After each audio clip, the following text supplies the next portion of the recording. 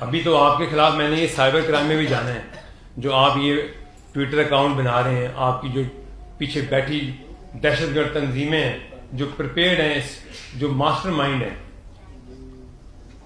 مجھے دو باتیں آپ سے اور کرنی.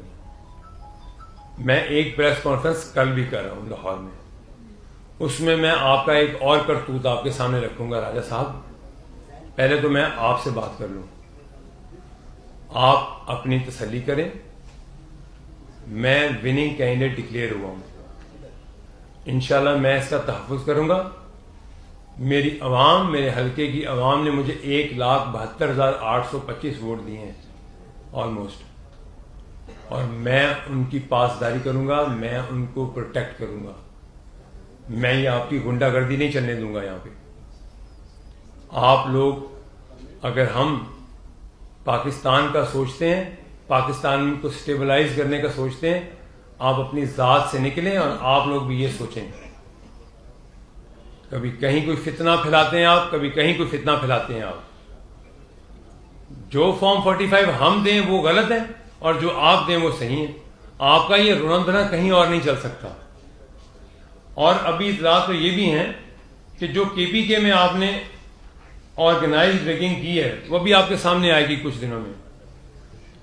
آرઓز اور پریزائڈنگ آفیسر کے ساتھ مل کے جو آرگنائزڈ دھاندلی آپ نے کی ہے ابھی آپ کے سامنے آنی ہے. اللہ تعالیٰ نے مجھے کامیاب کیا ہے، میرے حلقے کی عوام نے مجھے ووٹ دیا ہے، اور یہ میں اس کا بھرپور دفاع کروں گا.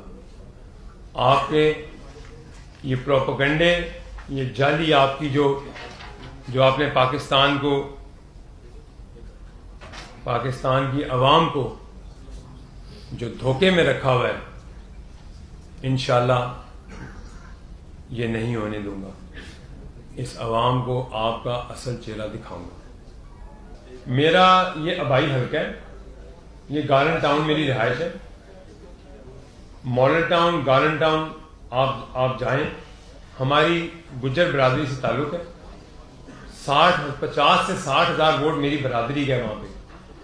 10 سال سے پچھلے شفقت محمود، وہ بھی اس برادری سے تعلق رکھتے ہیں، وہ 2 دفعہ جیتے ہیں یہ الیکشن.